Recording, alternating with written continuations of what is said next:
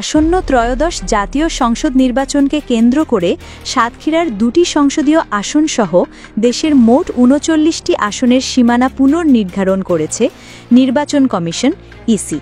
বুধবার ৩০ জুলাই কমিশন সচিবালয়ে আয়োজিত সংবাদ সম্মেলনে নির্বাচন কমিশনার মোহাম্মদ আনোয়ারুল ইসলাম সরকার এ তথ্য জানান।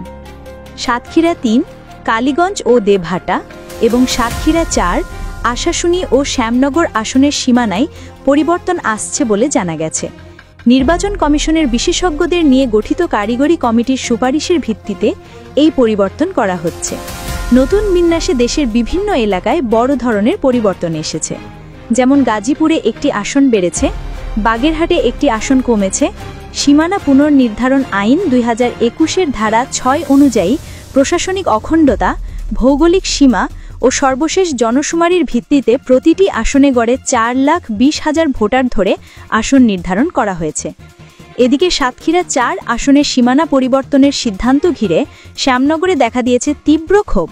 বুধবার রাতে উপজেলার বিভিন্ন এলাকায় আশাশুনি শ্যামনগর মানি না মানব না স্লোগান দিয়ে বিক্ষোভ মিছিল বের করে স্থানীয় বিএনপি নেতৃকর্মী ও সাধারণ মানুষ। বিক্ষোভকারীরা উপজেলা সদরের বিভিন্ন সড়কে প্রদক্ষিণ করেন।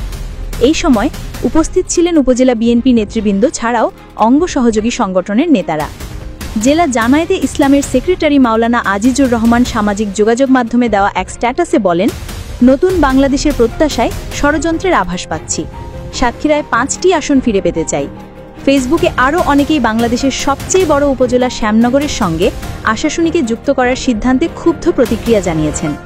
একজন ফেসবুক ব্যবহারকারী লেখেন, বাংলাদেশের সর্ববৃহৎ উপজেলা শ্যামনগর, যা দেশের দক্ষিণ পশ্চিমাঞ্চলে অবস্থিত। নির্বাচন কমিশন কি এটি ভুলে গেছেন?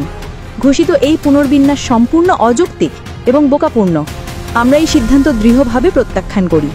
স্থানীয় পলিটিক্যাল বিশ্লেষকরা মনে করছেন, নতুন এই আসন বিন্যাস জেলার রাজনৈতিক ভারসাম্যে বড় ধরনের পরিবর্তন আনতে পারে।